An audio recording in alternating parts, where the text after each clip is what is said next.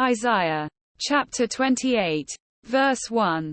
Woe to the crown of pride, to the drunkards of Ephraim, whose glorious beauty is a fading flower, which are on the head of the fat valleys of them that are overcome with wine. Verse 2. Behold, the Lord hath a mighty and strong one, which is a tempest of hail and a destroying storm, as a flood of mighty waters overflowing, shall cast down to the earth with the hand. Verse 3.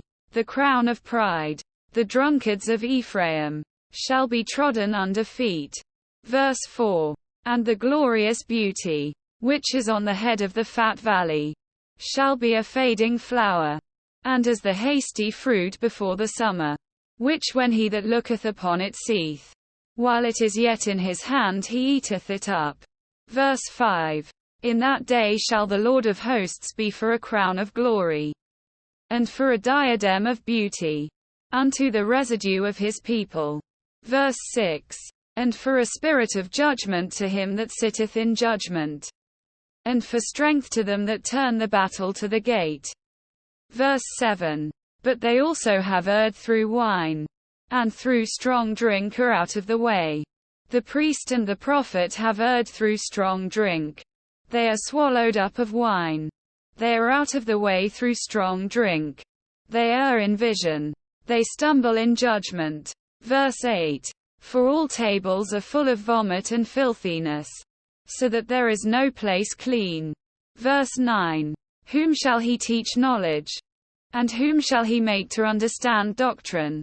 Them that are weaned from the milk, and drawn from the breasts. Verse 10. For precept must be upon precept, precept upon precept, line upon line, line upon line, here a little, and there a little. Verse 11. For with stammering lips and another tongue will he speak to this people. Verse 12. To whom he said, This is the rest wherewith ye may cause the weary to rest, and this is the refreshing. Yet they would not hear. Verse 13. But the word of the Lord was unto them precept upon precept, precept upon precept, line upon line, line upon line, here a little, and there a little, that they might go, and fall backward, and be broken, and snared, and taken. Verse 14. Wherefore hear the word of the Lord, ye scornful men, that rule this people which is in Jerusalem. Verse 15. Because ye have said, We have made a covenant with death, and with hell are we at agreement. When the overflowing scourge shall pass through, it shall not come unto us. For we have made lies our refuge, and under falsehood have we hid ourselves.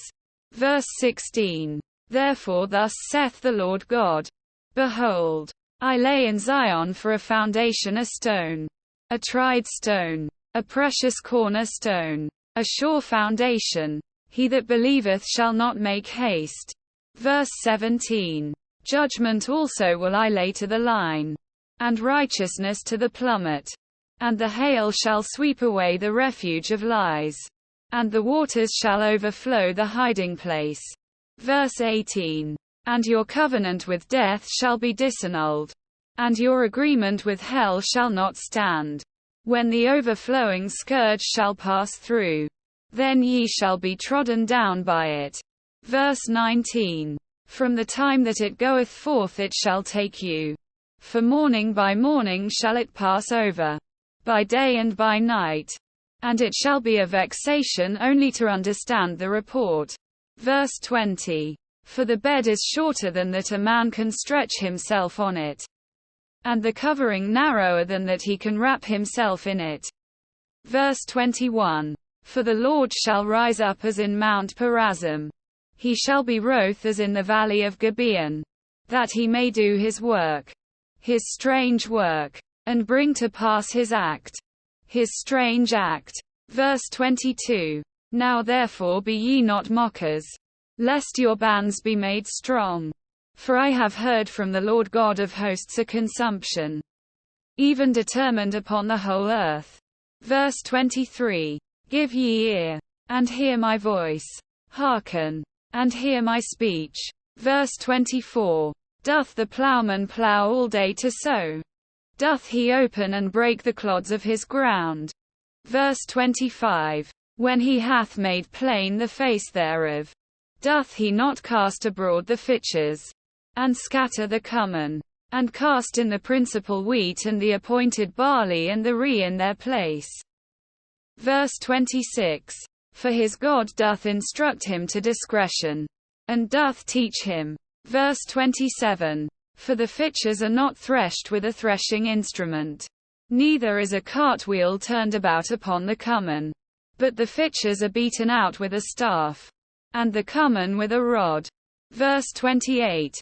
Bread corn is bruised, because he will not ever be threshing it, nor break it with the wheel of his cart, nor bruise it with his horsemen. Verse 29. This also cometh forth from the Lord of hosts, which is wonderful in counsel, and excellent in working.